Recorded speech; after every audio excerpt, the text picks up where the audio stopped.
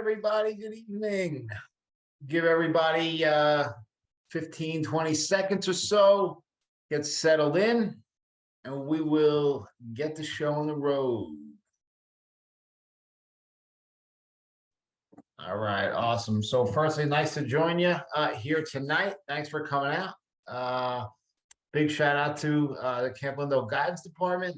Phenomenal over there. So when you see them, thank them for setting this up. They want to make sure that you guys have, the best, most up-to-date information, as you navigate this very easy, right? Very straightforward, kind of the opposite of that college process, right? So my name is Matt Mulhern. I'm a college financial aid consultant. I've been helping families kind of navigate the college financial aid process for 10, I think my 11th year in doing so. So I've been in this field for quite a while. And listen, I know most of you kind of here tonight, you're kind of approaching college. I assume most of you guys are class of 2024, right? College, on the not too distant horizon. The stress levels are raised, the anxiety levels are raised.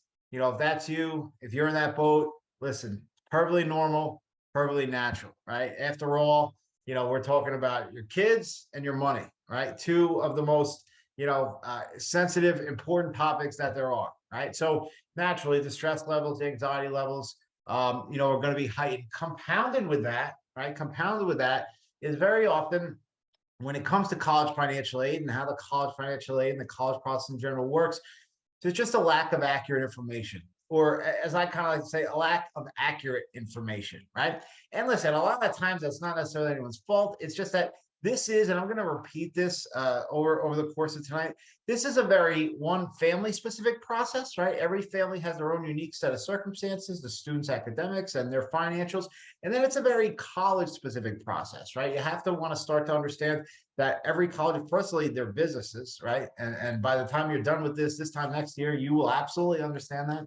But these colleges are businesses, right? And every college is their own business. They all kind of do business differently, right? So, it's not an easy process to navigate at all. It's not a straightforward process. But tonight, hopefully, if I do my job well, by the time we leave here tonight in about 3 hours, right? We have the next, 3 hours to cover as much info as we want. Just kidding. Absolutely will not be 3 hours. Will not. Don't hit that exit button. No, completely kidding. It'll be around an hour. Usually goes, I say an hour, but it's usually an hour 10, hour 15, depending on the stories or questions, whatever. But by the time I'm done tonight, hopefully you get a much better understanding of kind of high level, how the process works, what type of money's available, and how to best, start to position yourself and your family, to navigate this process in the most successful way possible, right? We're going to give you some tips and tricks and strategies you can implement. And also we're going to give you some resources, completely free, available to you guys, that you can start to utilize. Again, what I want you to kind of take away, the college financial aid process doesn't start when you go to sit down to fill out the FAFSA in the fall, right? It starts tonight, honestly, right? And hopefully by the end of the night, you kind of see that. So without further ado, we'll kind of get started. Last thing here, kind of logistics. This is being recorded, right? So as long as you're registered here tonight, you'll get an email tomorrow with the recording and the slides. You also have an opportunity, if you want, completely free and kind of complimentary, because we appreciate the relationship we have with Camp Lindo. I'm going to put, and actually I'll drop it in the chat now, a link to talk to me, completely free 20-minute consultation. We can talk specifically about your family, because tonight I encourage any questions. Feel free, fire away. Use that Q&A button. Ask them whatever questions you want.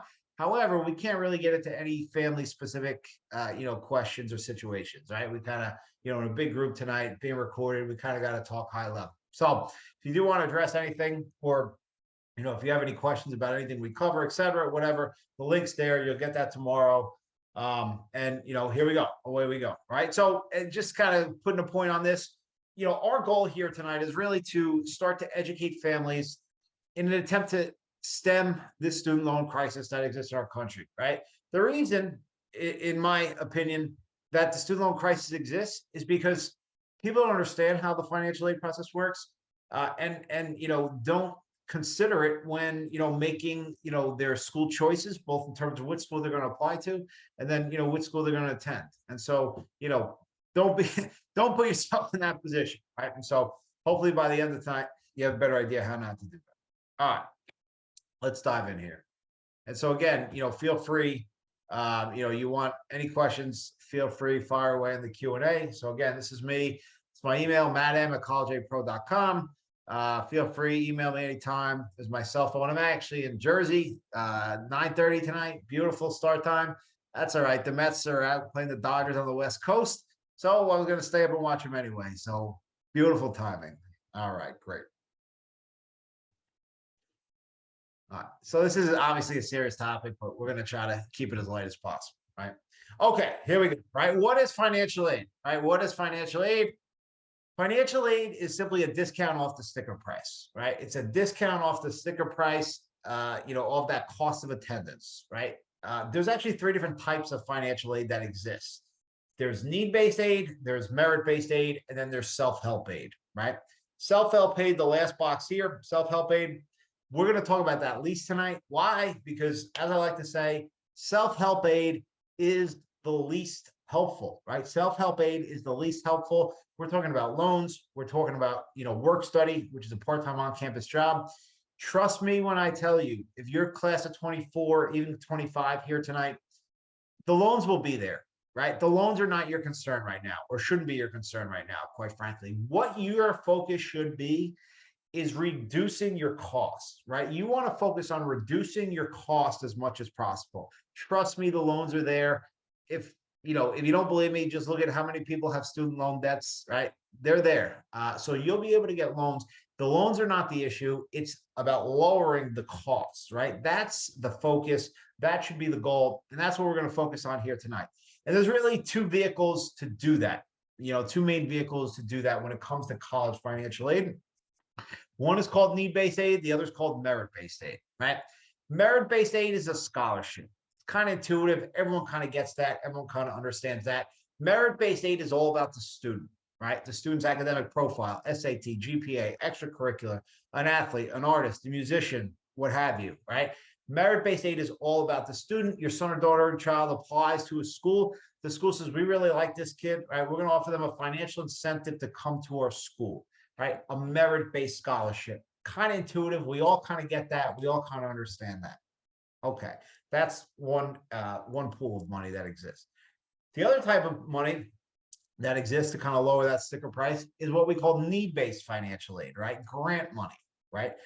So need-based financial aid, where merit's kind of intuitive, need-based financial aid is much less understood, right? Much less understood. So need-based financial aid is not about the student per se, but it's about the family. Right? And the family's financial profile, income, assets, number of people in the household, et cetera, right? It's why you fill out the financial aid applications, namely the FAFSA, right? Applying for need-based financial aid, right? So those are really your 2 vehicles to lower your sticker price: merit-based scholarships, need-based financial aid. Real quick point of reference with merit-based awards, which is not necessarily common knowledge and comes as a surprise to some folks. There are many schools that do not give merit scholarships, right? All of the Ivy Leagues, right? Harvard, Yale, Princeton, Brown, you cannot get a merit scholarship to those schools, right? They do not exist. The NESCAC schools over here on the East Coast, which are like Amherst, Bates, Middlebury, Bowdoin, right? Over in California, right? Pomona, Pitzer, right? They don't give merit scholarships. They only give need-based financial aid, right? So point of reference there with merit. And then point of reference with need-based aid, right? So we say, okay, we understand merit. School gives merit. They like my kid. They offer them a scholarship. We get that. Well, how about need-based aid, right? How do I know? How does my family know? One, if we're going to qualify for need-based aid, and if we are going to qualify for need-based aid, how much am I going to get, right? How do I figure that out? So the starting point for need-based financial aid is this equation here, right? COA minus EFC equals need. It's the same equation used by every school in the country. They all use the same exact equation. Now, a couple things to start here. Let me tell you, again, I told you I've been doing this for over a decade. Do not in your mind immediately say, I'm not going to get any need-based aid. I'll be honest with you, some of you might be right? Some of you might be right. But just from my own experience, Many people who say that are wrong, right? And here's part of the reason, because need-based aid is not binary. And I'm going to show you some examples of this in a few, but need-based aid is not binary. What does that mean? Here's what it means. It's very possible, if not likely, for most families to receive $0 in need-based aid at one school and tens of thousands of dollars in need-based aid at another school, right?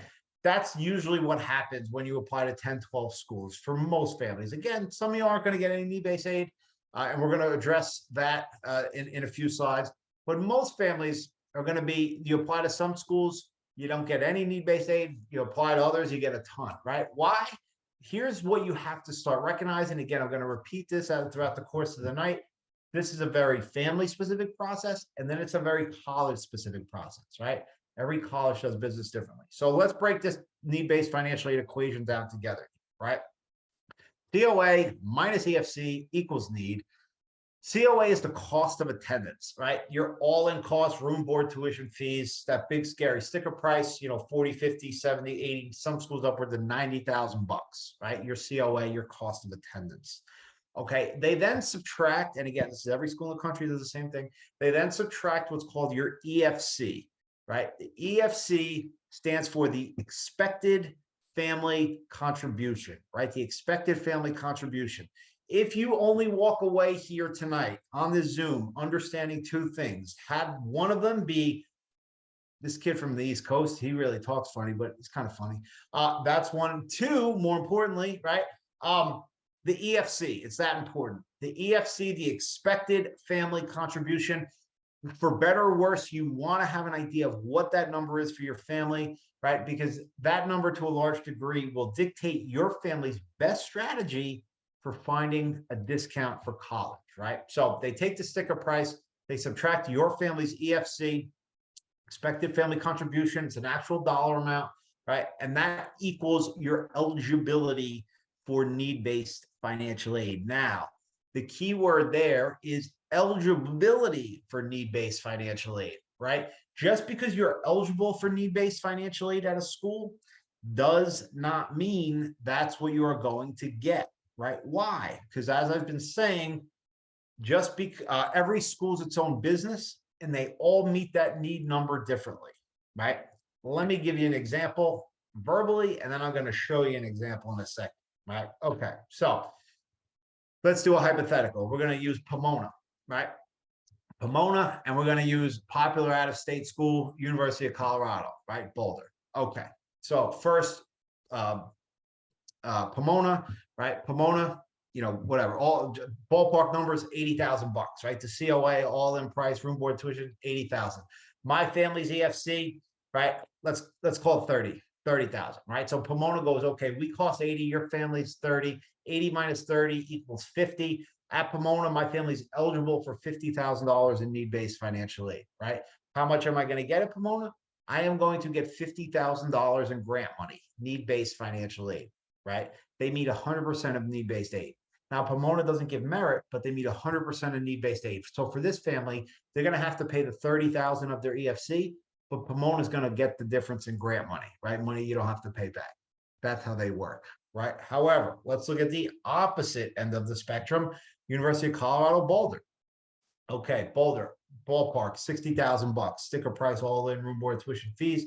You then subtract the family's EFC, right? Roughly the same 30,000 bucks, 60 minus 30. So at Boulder, my family's also eligible for $30,000 in grant money, right? How much is Boulder going to give my family? Zero. They're not going to give me a dime, right? Why? Because that's how Boulder does business. I call them the Penn State of the West, right? They don't give it, very little need to anybody, right? They're not very generous, right? So just because I'm eligible, so here's the point. The same exact family would get $50,000 in grant money at Pomona and $0 in grant money at Boulder, right? Need-based aid is not binary. Understand what your EFC is, and then the schools you are applying to, how do they do business, right? Those are the determining factors for most families of how much you're actually going to pay at college, right? So if we start to understand this equation, a couple questions might start coming to mind, right? So like I said, I've been doing this for over a decade. And when I did this presentation, it was we started out, there was no Zoom, right? So it was almost always live. I get two questions after this slide, right? Honestly, the slides are staying very similar because it hasn't changed. But I would get one, Matt, how do I figure out my EFC, right? So how do I figure out my EFC? And then two, well, how am I supposed to know how these schools do business? Right? How do I figure that out? Is there a list, a resource, something? And the answer is always no. That's why you hire me, which is still true. But the answer to those questions is what was the foundation of why we created our MyCap software, right? Now, when you register tonight or when you register for the Zoom, you should have received a link. And listen, I'm not pushing this on you. Feel free to register or don't, whatever you want. But this software that we created basically answers those two questions. So tonight, and I'll show you in a second, you can figure out your EFC and you can pick up the 3 schools. It's completely free and figure out how much can you expect to get from these schools, right? So let me show you my hypothetical family here, right? So let's turn it on. So Matt Jr., right? Class of 2024, great. So, and I'm going to talk about the 3 different EFCs. I'm going to come back to that. If I forget, remind me. But so let's look right now, right? So we're just going to use this one. So at Pomona, right? Big scary sticker price. Oh my God, 85,000, right? However, for this family, Pomona is going to cost them $16,000 a year, right? Why? Because when we click on Pomona, we can see Pomona is going to give this family $68,000 in grant money, right? Why? Because of what their EFC is. And then we come down, Pomona meets 100% of need-based financial aid, right? Does Pomona give merit? They give the Cal Grant, right? You can get the Cal Grant. So this is the amount of students receiving merit money, 0.3%. It's really zero, right? You could apply the Cal Grant, some of the Cal Grants, which we'll talk about, to Pomona. They don't give merit scholarships. They don't exist in Pomona, right? Why? Because all their resources go to meeting 100% of need-based aid. So a family like mine, even though Pomona has that huge $85,000 sticker price, it's going to cost me, it's a home run financially, right? It's $16,000 a year, right? Tremendous. So at Pomona, I'm getting whatever the number was, $68,000 of grant money. But like I told you, need-based aid is not binary, right? So at Pomona, I'm getting $68,000. At Boulder, what is the same exact family getting? Zero, right? Why? Right? Boulder, 62,000. My EFC is only 20. So I'm eligible for $40,000 in grant money at Boulder. But Boulder doesn't do business that way, right? They're not going to give you anything, right? They're not going to give this family any need-based financial aid. So the $85,000 a year school is a home run financially. The $62,000 a year school is going to be $62,000 crippling, right? This family, quite honestly, cannot afford Boulder, should not be an option for them, right? How are you supposed to know? It's very difficult to know that. But this is why we created the software, right? So software, no software, what I want you to start to get to understand how important understanding what your EFC is, right? Now, here's the corollary to that. If your EFC is $100,000, Pomona is not giving you a dime. It's going to cost you $85,000. That's valuable information too, right? You want to go into this process eyes wide open, right? Then maybe Boulder not getting anything, it's 60,000 instead of 85. Maybe that makes sense for that type family, right? So again, it's a very family specific process and then a very college specific process, right? And so I'll come back to a few of these, but you could kind of click through, right? Southern California, not quite as generous as Pomona, right? So look, the sticker price, Pomona, Boulder, Pomona, USC, the sticker price doesn't matter, right? It's about how they meet need-based financial aid. So even though USC and Pomona have the same relative sticker price for the same exact family, right? Pomona is going to cost, whatever it is, $30,000+ less, right? Even than USC. And again, out of state, University of Washington, they're not going to give much either, right? $3,000, right? Where you're still looking at $60,000 a year, right? So hopefully now you're kind of getting an understanding of one, the importance of the EFC, right? And again, you can set up a free account and calculate that if you want. And then two, every school is a different business, right? They all do business differently, and it's not very easy to sort through who does what, right? It's tough, So that's the MyCap tool. So feel free to utilize that.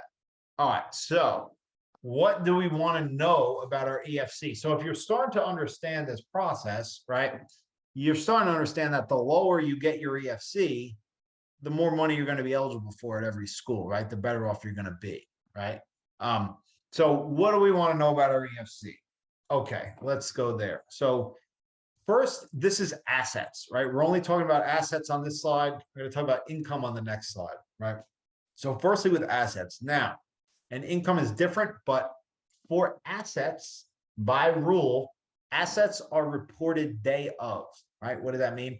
You report your assets as they exist when you sit down to fill out the financial aid applications, right? By the way, guys, no questions yet. Feel free to fire away. If you don't understand anything, also feel free to be anonymous, right? If you don't want to put your name, that's 100% fine.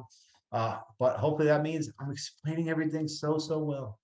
Probably not, but feel free, fire away. All right, so assets are reported day of, right? So you report them as they exist when you go to fill out the financial aid applications come the fall, right?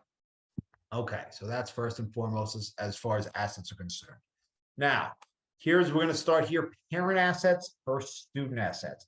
This is kind of the lowest hanging fruit. And this is where you really don't have to do anything. You just have to understand the rules here, right?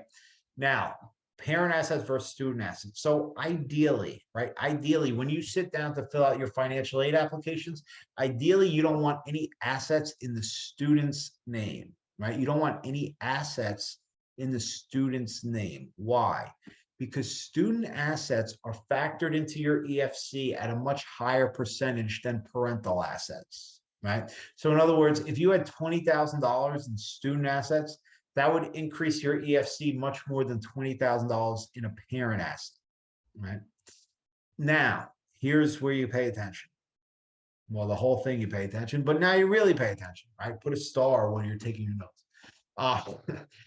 Most times, 9 out of 10 times, your son has, or daughter or child has a, $10, $20, $30,000 in a local checking or savings. Your name and social as a parent is already on that account because they were under 18 when it was opened, right?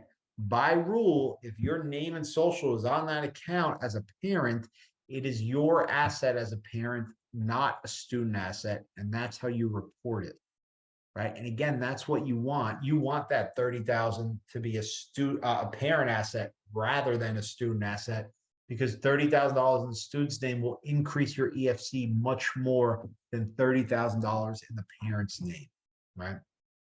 So as long as your name and social is on the account, it's yours as the parent. Now, 529s, right? 529s. I see this mistake. I see this mistake even by some people that watch my webinar and they still make the mistake. 529s. This is the most common mistake that people get wrong on the FAFSA every year. Not only are you doing it wrong, you're inadvertently increasing your own EFC, which you are inadvertently costing yourself grant money, right? 529s, every single one of them, by rule, are parental assets. They are reported as parent assets, not student assets. I get it. It's intuitive. It's being used for the student's education. They are the beneficiary, right? 529s are not student assets. They are parent assets, right?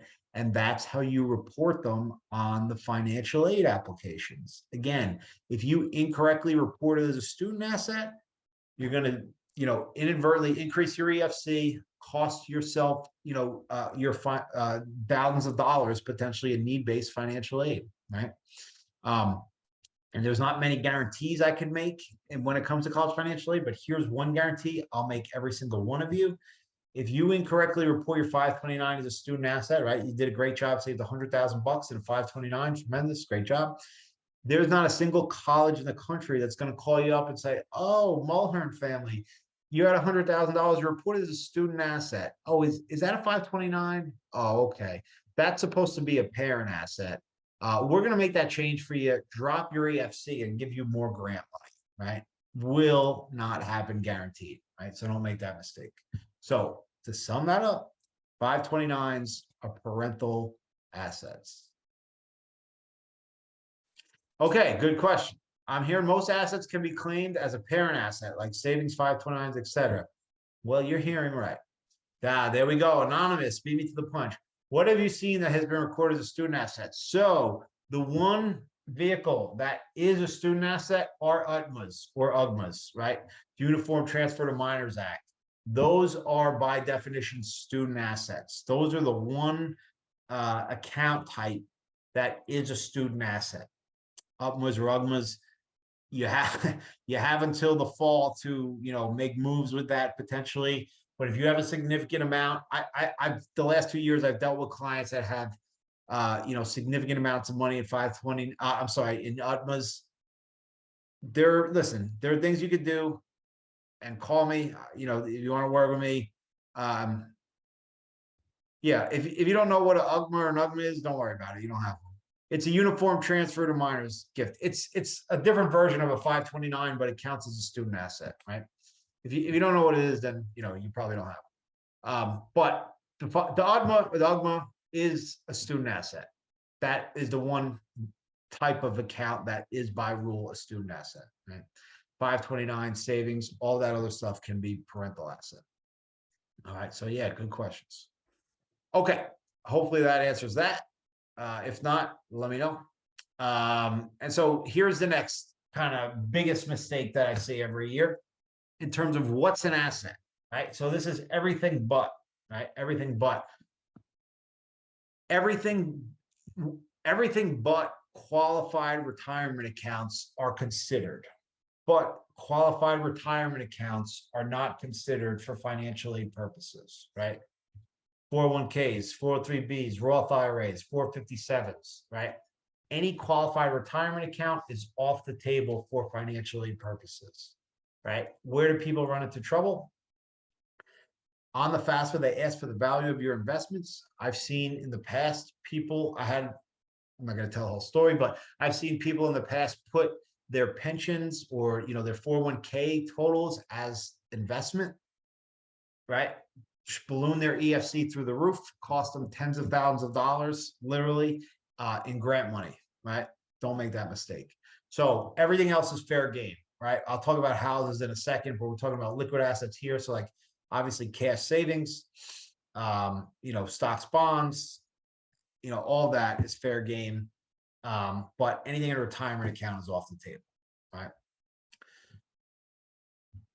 So we don't disclose retirement accounts at all, not on the FAFSA, right? The FAFSA, you don't disclose them at all. CS profile is a little bit different. They do ask you about them, but they're not going to count against you.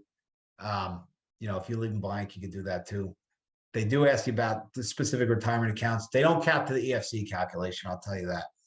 Listen, there's a lot of nuance behind this, but so if you left them out entirely, you'd be fine. But on the FAFSA, absolutely. If you do the CSS profile, you'll see what I'm talking about, but they're not going to factor into your EFC. And then the question, well, then why do they ask about them? Well, leave them blank, right? That would be my answer to that.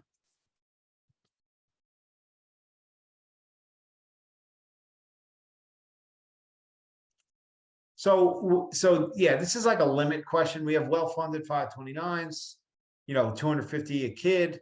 Doesn't mean we cannot get access to grants. No, right? Look, it's all a formula.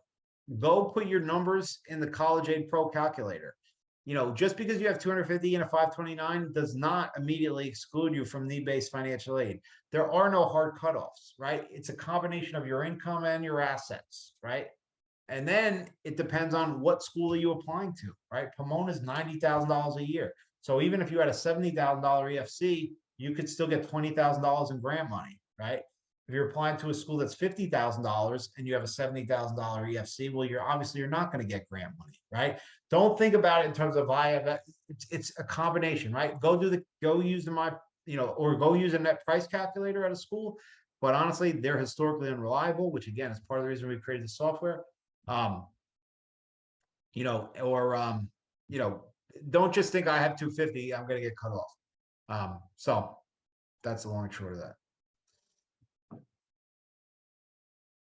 Can the 529s or older kids' names be considered their assets?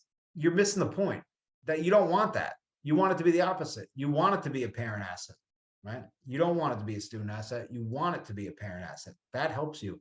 If you count it as a student asset, that would put you in position to get less grant money, much less, right? Should parents be increasing their retirement contributions? Sure, but we'll talk about it.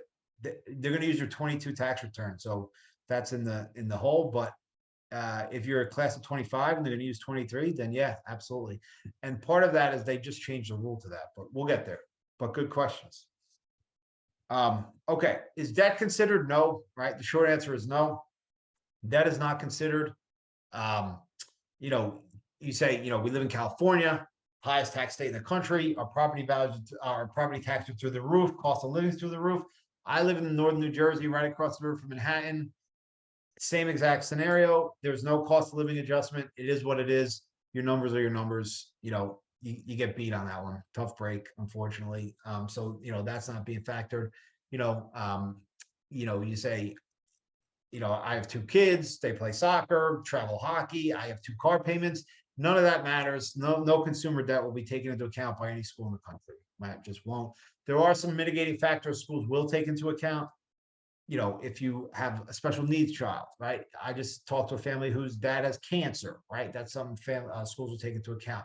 High school tuition. If you pay high school tuition for a child, not the one going to college, some schools will take that into account. So there are some mitigating factors there, but let's hear it. That's funny. So there are some mitigating factors schools will take into account, but not any kind of consumer debt, right? All right, good question, Kim. I'll get to that in a second. Yeah, Route 17, bada bing. All right, now, how should we value our homes, right? How should we value our homes? So hopefully that's debt, right? So if you have mitigating factors, it's on you to go, tell each individual financial aid office, right? If you've ever filled out a FAFSA before, it's just room for circumstance or context. You just got to put your numbers down. So if there is a situation that you want a school to be aware of, you have to go and be proactive and talk to them specifically, right? And let them know. But I'll just kind of give you the lay of the land of what they will consider and what they won't, right? All right, I'll come back to the questions. Good questions. So how should we value our home? Now, this one always gets confusing. It gets complicated. So if we're having trouble with 529s, we're definitely going to have trouble with houses. But here we go, right? So there's 2 main financial aid forms, right? The main one you've all probably heard of, the FAFSA. On the FAFSA, your primary residence, just like your retirement account, is irrelevant. They are not going to ask about your house, the house that you live in. It doesn't matter. It's irrelevant, right?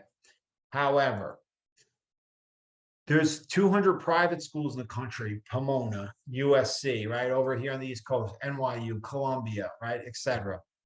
There's 200 of those private schools, mostly private, that in addition to the FAFSA, they require an additional financial aid form called the CSS profile, right? The CSS profile. The CSS profile, those schools that require it, the CSS profile is an application they are going to ask about your house. They're going to ask you 4 questions. What year you bought your house, how much you paid for it, right? And then the 2 key questions, how much is it worth currently, and how much do you owe on it? What they are looking for, what they're looking at is home equity. What does that mean? The difference between what your house is worth versus what you owe on it. Right? So hypothetically, my house is worth $500,000. I owe $200 on it, right? I have $300,000 in equity. These CSS profile schools are going to count that $300,000 in equity against me. It's going to be a factor in my EFC, right? It's going to increase my EFC, right? It's not fair. I get it. 100%, but it is what it is, right? Now, what strategy can we implement that we recommend implementing to kind of mitigate that to some degree? We subscribe to the IRS quick sale rule, or the IRS quick sale value, right? The IRS quick sale rule is a rule in the tax code that states if you had to turn around and sell your home under duress tomorrow, for whatever reason, the IRS understands you may not get fair market value, right? That you would take roughly a 20% loss. So we subscribe to, when you value your home on the CSS profile, go with this, right? Or get to the lowest reasonable value that you can get to, right? If it's 20% quick sale rule, go for it. If you have something else, use that. But basically, going back to my analogy or my example, So my house is worth 500,000. I'm going to use this quick sale rule. So instead of valuing at 500, I'm going to value it at 400, right? So instead of showing $300,000 in equity, I just shrunk it by $100,000. Now I'm showing only $200,000 in equity, right? That might not seem like a lot, but a school like Pomona or USC or NYU or Columbia, that's thousands of dollars a year, literally, which is tens of thousands of dollars over 4 years, right? So the less equity you show, the better off you are. If you have investment property or a second home, they are not concerned with your cash flow, right? That's factored into your income. They are looking at your home equity. So on any real estate, on any property. So you can use this quick sale value for any real estate that you own, right? So that's houses. So let's get to the questions.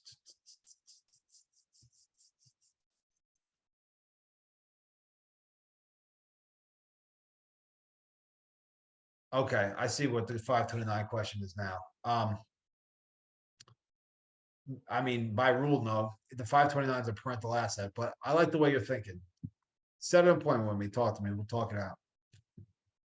Yeah. How do you figure out what your home is worth? Get to the lowest reasonable value you can get to, right? That question alone, it's subjective. Just understand that your natural reaction is to value your home as much as possible. That's not what you want to do when it comes to college financial aid, right? Yeah, again, I mean, look, there's no set one place where to value your home. Subjective. Get to the lowest reasonable level, right? That's my advice. So is the family, good question. Is the family contribution evaluated yearly or is it set on a year-to-year basis?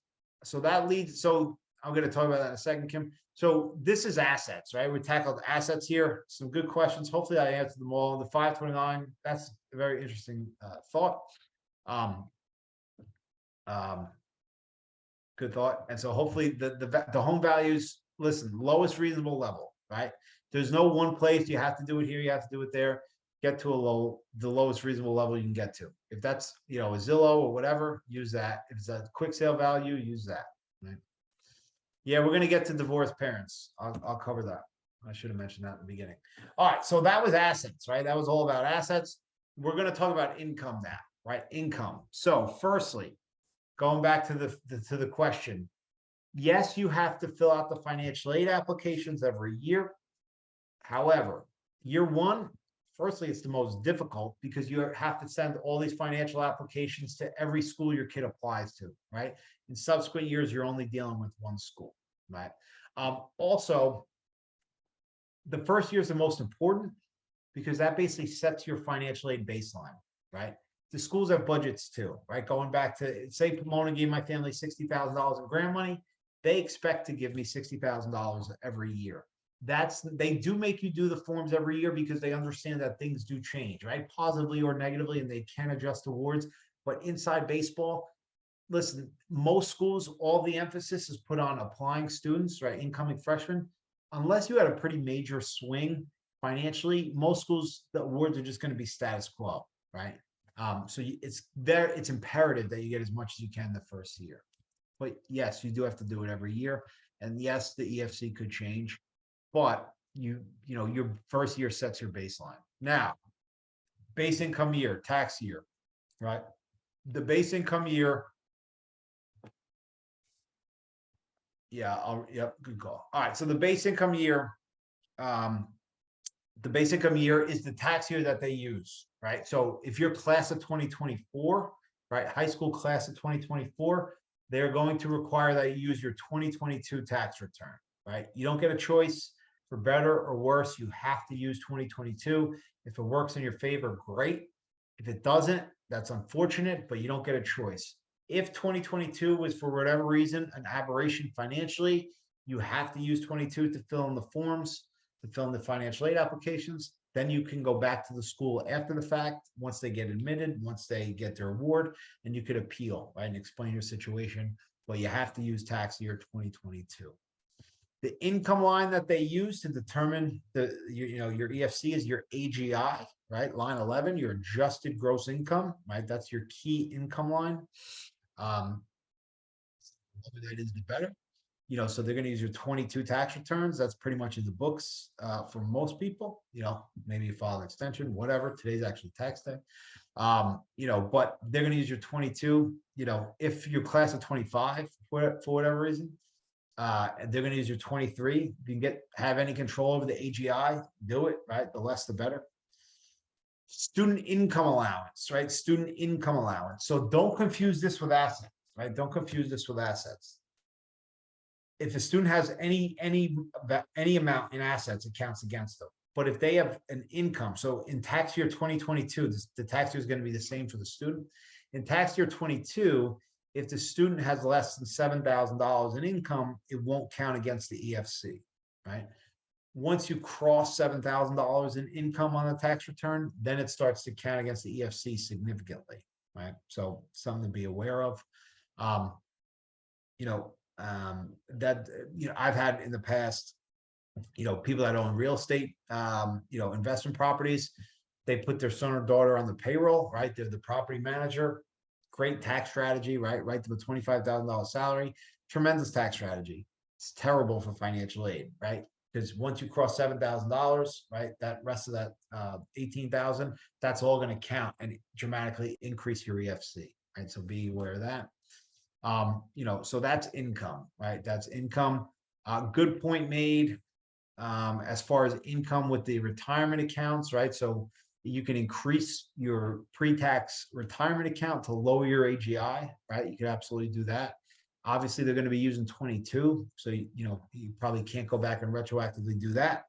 But if you are class of 25, right, that's certainly a strategy you should use for 2023 to get your AGI as low as possible, and any other strategy you could adopt. So again, yes, you have to do this every year, but the first year, I can't stress enough, the first year is the most important, right? That sets your baseline, right? Yeah, so good point, Robin. I will absolutely read the questions. I'm bad at that. All right, so that's income, right? So that's assets. I told you, no one reminded me, but I remembered, right? So going back, so this goes back to the last slide with home values, right? So there's actually 3 different types of EFCs. There's the federal EFC, right? Here, 19,000. That's FAFSA federal, right? Little mnemonic device. It's the schools that only require the FAFSA. Then we have the institutional EFC. That's schools that only that also require the CSS profile, right? Why is this one 19 and this one's 28,000? Take a guess. Home equity, right? This institutional EFC factors in this family's home equity, right? So the home equity for this family increases their EFC $9,000, right? So again, you want to shrink your EFC as much as you can, okay? Then you have the consensus EFC, which is used by Pomona being one of them, right? That's why their cost is 16, because this EFC is 16. It's used by like 33 schools in the country, with Pomona being one of those 33. But it's kind of the elite schools in the country. It's just a different calculation. So that's actually a good example there, right? 16,000. Pomona uses the consensus, 16,000 a year for this family. Right? So there's actually 3 different types of EFC, and here is clearly illustrated how home equity comes into play as far as the EFC is concerned, right? So again, the less equity you show, the better off you are as far as the EFC. Right? All right. Well, so we talked about thus far, need-based financial aid, right? And so again, a couple pointers or reminders when need-based aid. Don't immediately rule yourself out and say, I'm not getting any need-based aid. It depends on what your EFC is, and then it also depends on what schools you're applying to, right? Going back to my example, the same exact family got $0 at Buffalo, at Colorado, right? Boulder, but got $60,000 at Pomona. The same exact family. So it's, for most families, it's very possible. And again, honestly, it's likely 7, 8 out of 10 families where you get $0 in aid from one school and a lot of aid from another school, right? The key now is figuring out which schools are the ones that are going to give you the aid, right? That's the name of the game. All right, but what if, and obviously dealt with a lot of families, had a lot of families in the past that have worked with me, have been clients of mine. You're not going to get any financial aid, right? You're not going to get any need-based financial aid, right? No matter what you do, your income, your assets are too high. Your EFC is going to exceed the cost of attendance at every school, right? It's 100,000, 110, 120, whatever. The first thing you want to do is realize that, right? I talked to a junior family today, right? Class of 24, New York City family. They said, Yale, Yale, Yale. We understand Yale gives a ton of money. Literally 2 minutes on the phone. Give me your income, your assets. Listen, Yale's going to cost you $88,000 a year. You're not going to get any aid there. I'll tell you that right now, a year in advance of, when you have to make a decision at Yale, this is what's going to happen, right? Yale only gives need-based financial aid. This family's EFC was $120,000. Yale is going to cost them sticker price. They will not get a dime, right? So that's the first step, is understand that your EFC is above the cost of attendance. Confirm that. Don't assume it, because a lot of people assume wrong. Confirm that. If that is the case, you do not have to pay $85,000 a year for school, but you do have to understand it and change your strategy, right? So when need-based aid is no longer available, right, you want to understand that the schools that only give need-based aid are not going to give you any money.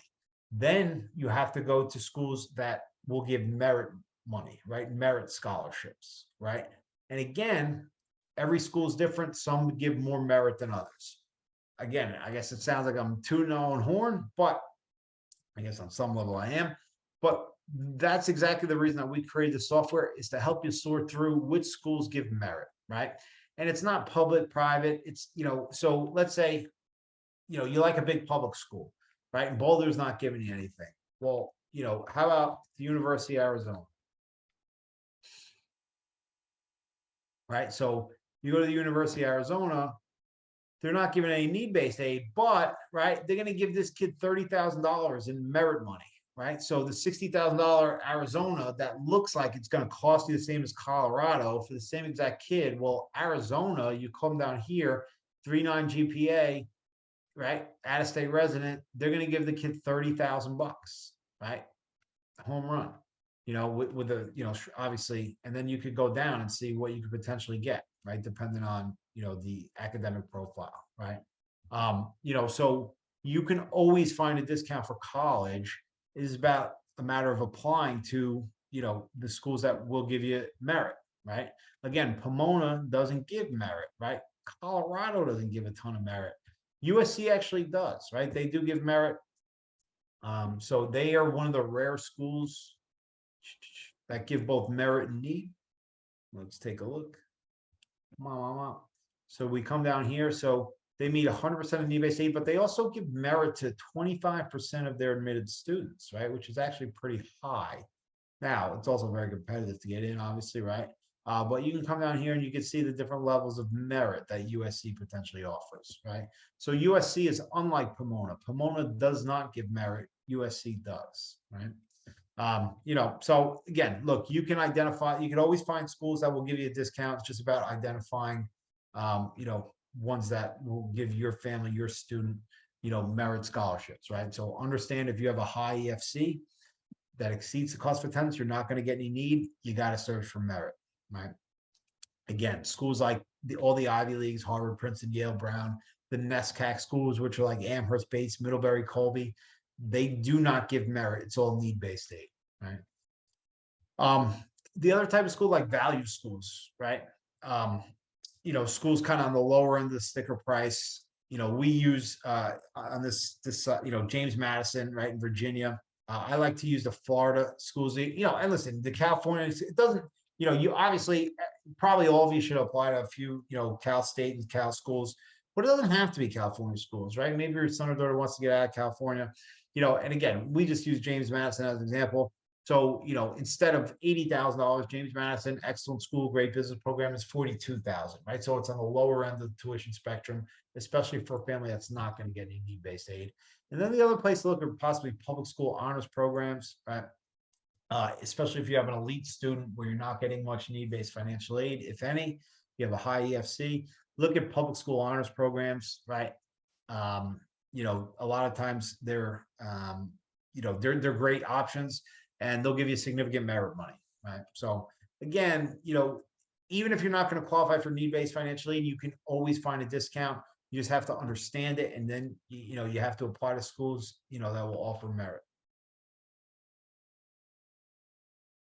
What are some basic hard and fast rules around income and assets which you probably won't qualify for aid? There are none. Boom. Create an account. You don't have to ask me. Create an account or do a net price calculator, right?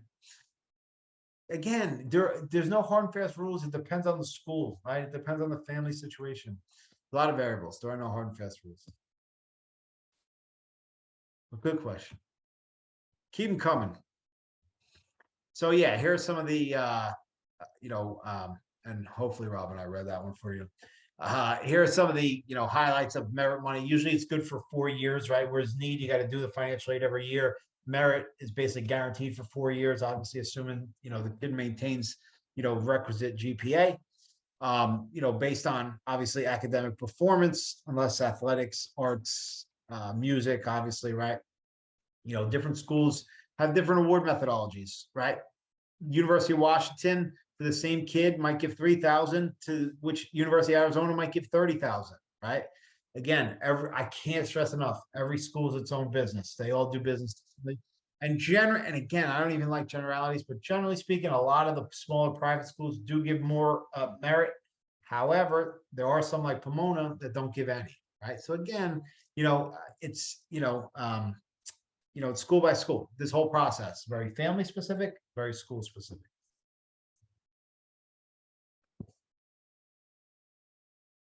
Yeah, so here's just kind of a sampling.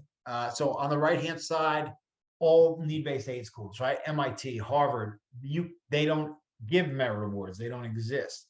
Northwestern, Notre Dame, right? Technically, yes, they give merit, right? They both have football teams and basketball teams, etc. But I'm not exaggerating. Notre Dame gives merit to 1.2% of their admitted students, which includes all the male and female athletic teams. So essentially, they basically don't give any merit, right? Northwestern, the same thing. They give merit to like 1% of their admitted students, right? So for all intents and purposes, they don't give merit, right? Johns Hopkins, Duke, BC, Vanderbilt, Wake. These are all schools that, if you look, yes, they technically give merit, but they really don't, right? There's just like 1 to 3% of their admitted students. So, for all intents, those are all need-based aid schools. Now they meet 100% of need-based aid, but they're primarily or exclusively need-based aid. But again, you can always find a school that will give you merit, right? In the Pacific Northwest, you guys have probably heard of it, familiar with it, Willamette, right? Great school. Case Western, Ohio, very good STEM program. Denison, Kenyon, Oberlin, all give very strong merit. And then, big public school in the South, Roll Tide, University of Alabama, right? Gives very strong merit as well.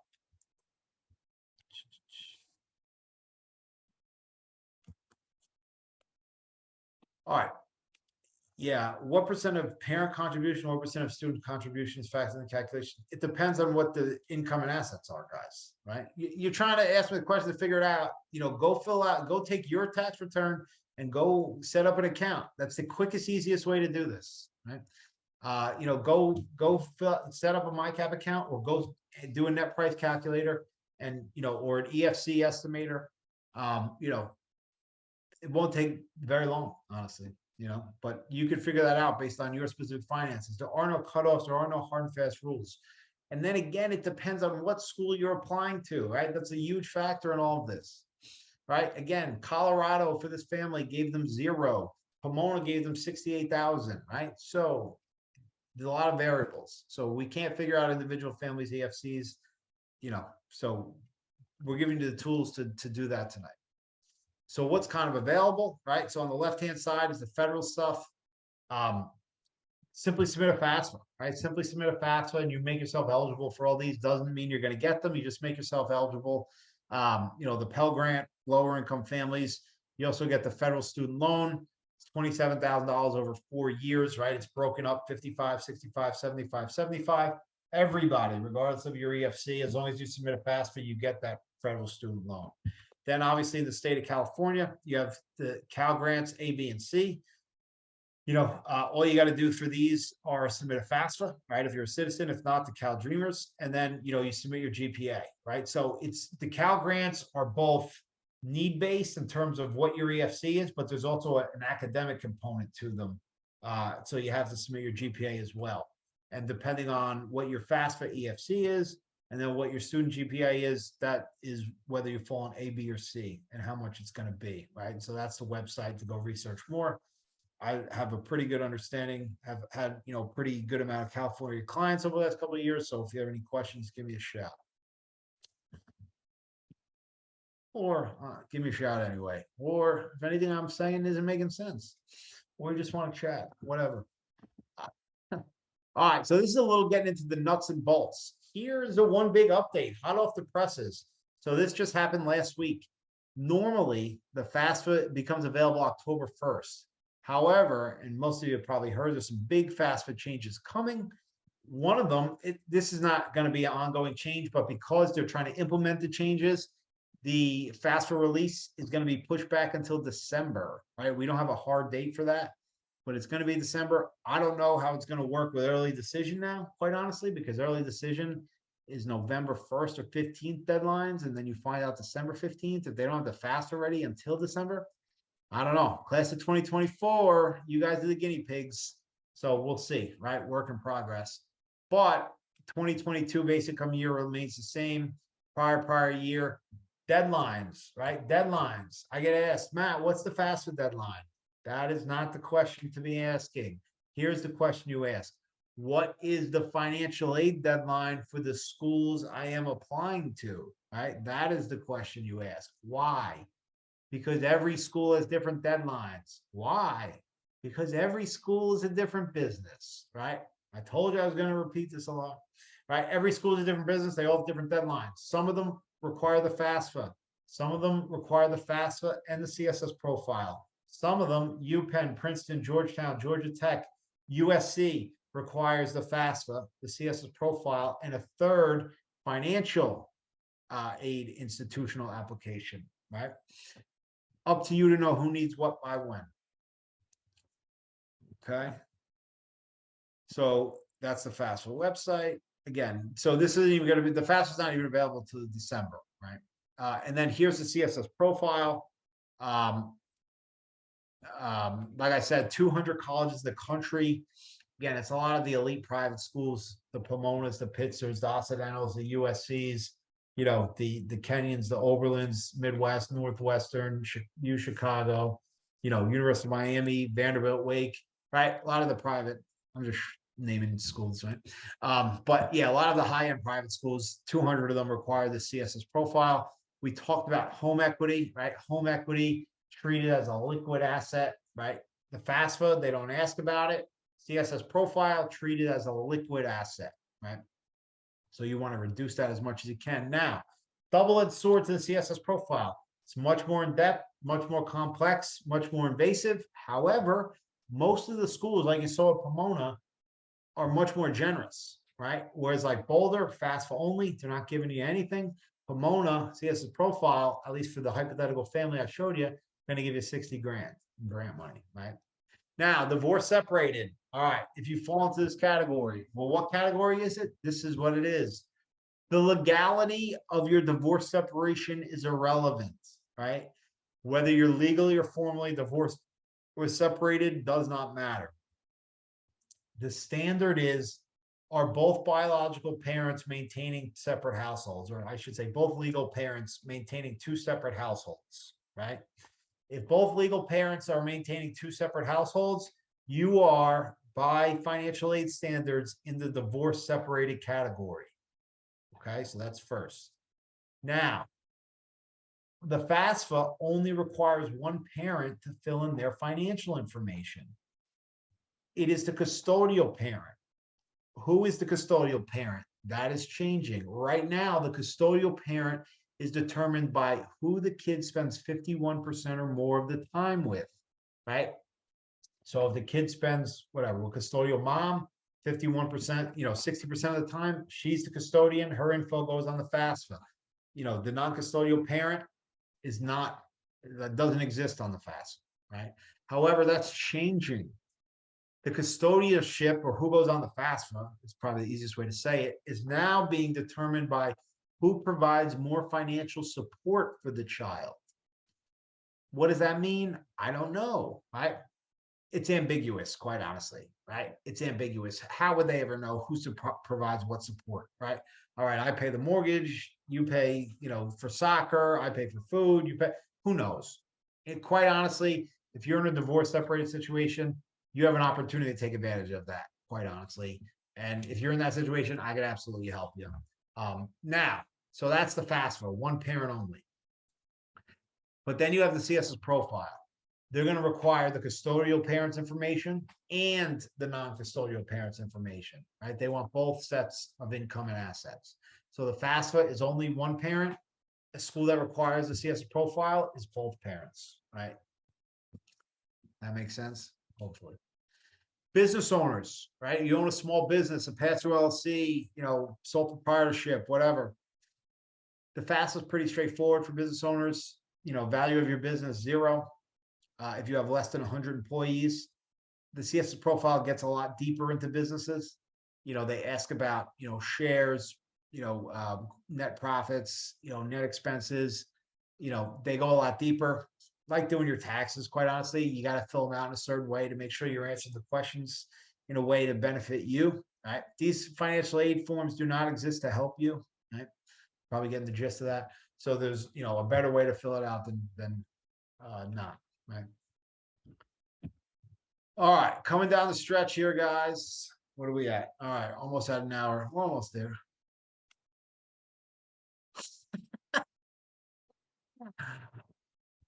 All right. So I told you that's fine. I told you there's some big FAFSA changes coming, right? Specifically for the class of 2024.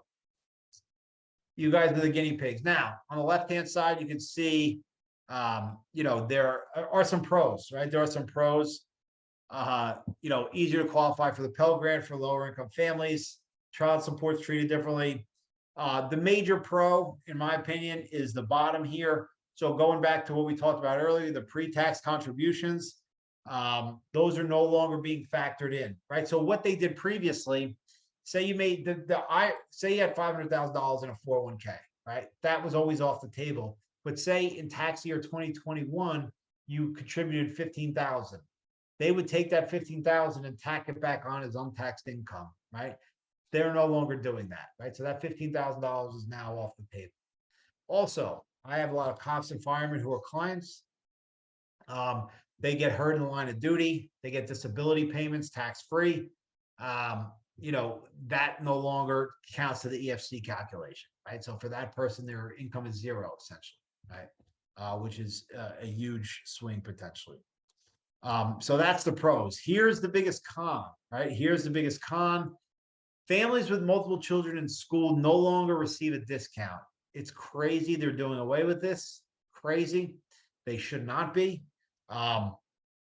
But here's what that means. So right now, the rule is, say a family has an EFC of $30,000, right? Now you have 2 kids in college at the same time, and it's only college and it's only undergrad. They say, all right, we still expect your family to come up with 30 grand, but half goes to one kid, half goes to the other. So instead of a $30,000 EFC, each kid has a $15,000 EFC.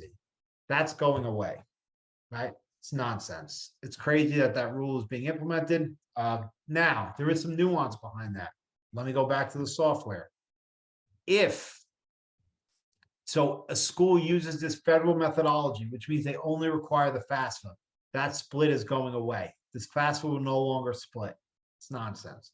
However, schools that use this institutional or consensus methodology to calculate the FAFSA, so a Pomona, a USC, right, an Occidental, a Wake Forest, University of Miami, they all use institutional or consensus.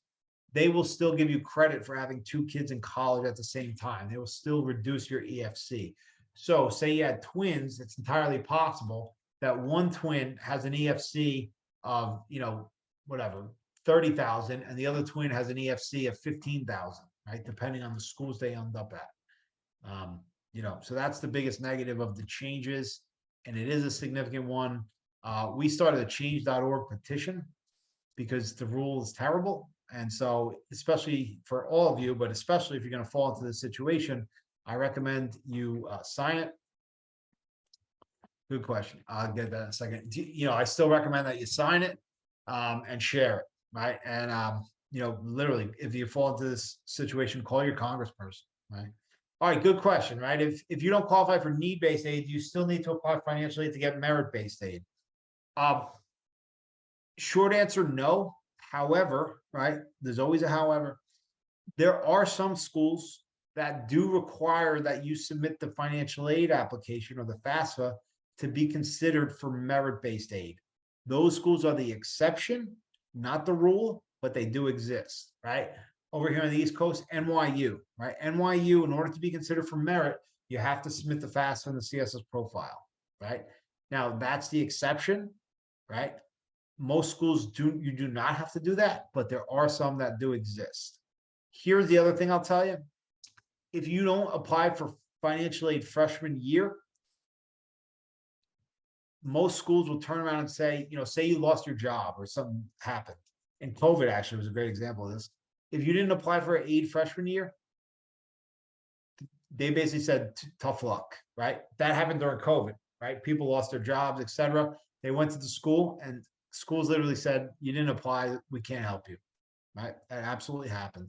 So part of sometimes the reason to do that is to hedge your bet, also, submitting the FAFSA lets you qualify for the federal student loan. So there are some reasons sometimes to submit it, but high level, 90% of schools, you do not have to submit the financial aid to qualify for merit, but there are some that do, right? Good question. I'm still laughing at that one. All right. How to appeal for the best possible package, right? So let me give you a quick timeline. This is kind of what current senior families are doing now, right? And again, the FAFSA was pushed back to December, but on a usual timeline, October, November, December. Oh, here's another thing that I didn't mention. You do the admissions applications or you do the financial aid applications at the same time you do the admissions applications, right? You do not wait to get admitted and then do the financial aid, right? A lot of people make that mistake. You got to do them at the same time, right? Obviously, with the FAFSA being pushed back, that might throw things off, but you don't wait to get the admissions letter and then start doing the financial aid, right? So October, November, December, you do the admissions, do the financial aid, right? December, January, February, March, you start getting your admissions letters, acceptances, and awards. In between when you get your award and May 1st, which is kind of the one universal deadline, you can go back to the school and appeal, right, and negotiate. Look, people. Yeah, good question, Rob. I want to get to that in a second. So people, say, oh, appeal, negotiate real hard nosed guys. It's more important to do this process right on the front end.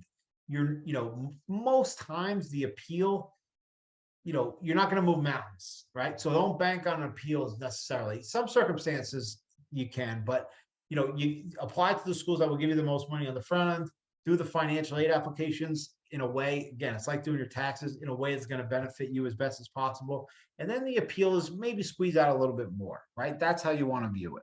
I think people get too caught up in the appeal. Again, that's kind of the least important part of it. And you should absolutely do it. You should absolutely try. And we've been very successful at doing it. But I feel like more emphasis gets put on the appeal rather than, which schools you apply to, building the smart school list, doing the financial aid forms correctly, right? So my 2 cents. But how do you actually appeal? So first thing you want to do is bring a color, bring some background to your story, right? Your file now sit in the financial aid office, right? They have no idea your child, that's their dream school, that your daughter, has been wanting to go there since she's in 3rd grade, that your son, he visited there 5 times, right? Because he loves it so much. They don't know any of that. So now's your chance to kind of bring some color, bring some life to your story, right? Put a face to a name. If you have any of those mitigating circumstances that we talked about earlier, now it's the time to bring them to the forefront, right? Ask for a specific amount and show awards offered by other colleges, right? So what you want to do is, and a lot of times this happens naturally, but you want to apply to schools that compete with each other, right? Pomona and Pitzer, right? Occidental, they're all competing for the same type of student, right?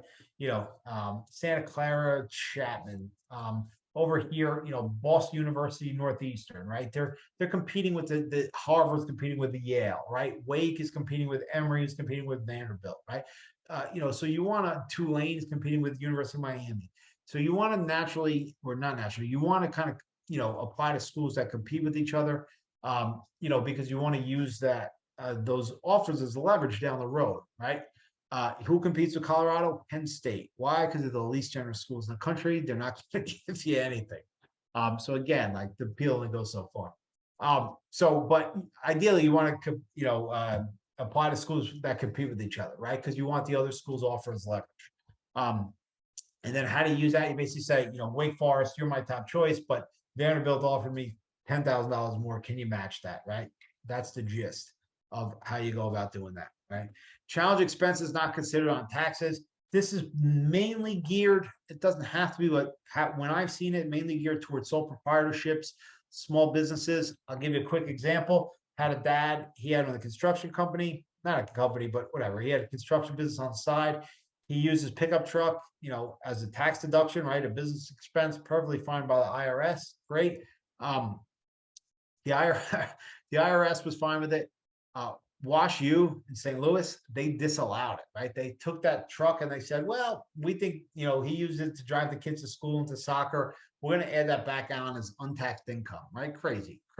But that's what they did. They gave them less aid initially. We had to go back and challenge them. But if you're not aware of that, you don't know that, how would you ever know to fight that, right? So if you have a small business or LLC, be aware of that. Be persistent, right? Be persistent, stay on top of them. Kind of don't take no for an answer. They're trained to, say no. So keep going back to them. And then lastly, most of the times you want it to be student-led, right? You want to make sure that the student is the one leading the charge. It doesn't do the school any good to increase an award for a child that doesn't wind up there, right? So you want the appeal to be student-led most of the time, right? Okay, Robin, I'll get to your question in a second. Okay, so what to do now? And guys, I'll answer your questions. I'll stay a couple minutes. I'll go through all the questions again. I'll answer as many as I can. But what should you be doing now, right? Bury your head in the sand. Don't worry about things till October, right? No, right? Like we said, hopefully now you have a much better understanding of how the financial aid process works and how important it is to start understanding, one, what your EFC is, right? Two, the schools you're interested in, how do they do business, right? Whether, you take me up on the free consultation, I'll drop the link in the chat once again. I didn't even send it to you guys. I just sent it to myself. That doesn't help. So I just dropped the link in the chat, right? To book a meeting with me. If you want, feel free to take me up on it, completely free, complimentary. If you go to our website, there's no free consultations there. You're only getting this because we value very much the relationship with the high school. So feel free to take me up on that. We can talk about your specific family, confirm your EFC. I can tell you if you're on the right track or not, etc. Our website has a ton of free resources. Utilize them. Again, look, the part of the reason there's still student loan crisis in this country is because people go into this process uneducated.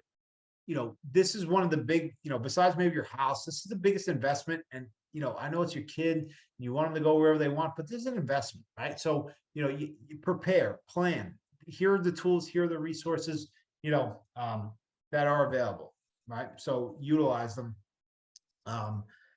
Some have called me quite a wealth of knowledge. I will confirm that. We're here to help. Again, free consultation. I do offer one-on-one coaching for any family that think they might want it, they need it. Divorce, separated situations, a lot of times very tricky, but quite honestly, can take advantage of them. If you are looking at the high-end elite schools, guys, that's a completely different ballgame. There's a lot of money at stake, and a lot of times we can help in a big way. So, there's resources, there's opportunities available to educate yourself. Hopefully now you have kind of a base of knowledge, a base of understanding of how the process works, what's available, need aid, merit aid, and take us up on opportunities to utilize these free resources. And we have a couple different ways to engage us if that's something that you're interested in moving forward. So I'm going to get to these questions here, but lastly, thank you guys all for attending tonight. Thanks for coming. And once again, if you appreciated, the webinar tonight, when you see the, the guidance staff. Let them know. I would appreciate the positive feedback with them. Again, you will get a recording tomorrow, so you can watch me over and over and over again, because I know that's what everyone wants to do. But you'll get a recording tomorrow. It's late over here. I'm getting whatever. And the slides and a link to book a free, 20 minutes. Happy to talk with each and every one of you. You just want to kick the tires, answer any specific or ask any specific questions. Or if you're kind of not sure where to start, where to go, this is what I do. So happy to help. Okay, let me hit some of these questions. Firstly, Jennifer, thank you. Very helpful. Awesome. Glad you enjoyed it. Anonymous, thank you. This was great. I'm glad you enjoyed it, Anonymous. Okay, is the request for aid reviewed separately from the application for admission? Good question. That is an appeal for aid, won't count against admission. So two different questions. Firstly, an appeal for aid never counts against admission. Has nothing to do with it. You get admitted, you're not going to appeal and get denied entrance. They're not going to rescind the offer. However, the first question, is the request for aid reviewed separately from the application for admission? So what you're talking, maybe you're not, but what I interpret that to mean is are you applying for financial aid considering the admissions decision? Depends on the school. They're what they call need blind schools and need aware schools. Need blind schools basically say, we don't care if you are paying full price or we're giving you a ton of money, we're going to take whoever we want, right? There's need aware schools that they say, we're going to make, at some level, we're going to make a business decision. Let me give you some advice. Don't worry about it, right? If you're going to get financial aid, don't worry about it. You have no idea there's so many different criteria that go into admissions. Need-based aid is not the only one of them. Most times people that worry about it are families that are going to get $40 and $50 and $60,000 in grant money. You can't afford to go to the school anyway without that money, right? So, but yes, some schools do take finances into account when making admissions decisions, but control what you can control. That's not something you can control, right? Student raised by grandparents or legal guardian. Whose asset and income are considered? No one's. If the student, as long as you're not legally adopted and it's just a guardian, then the student is by rule independent. They have an automatic 0 EFC, right? So it's no one's income, no one's assets.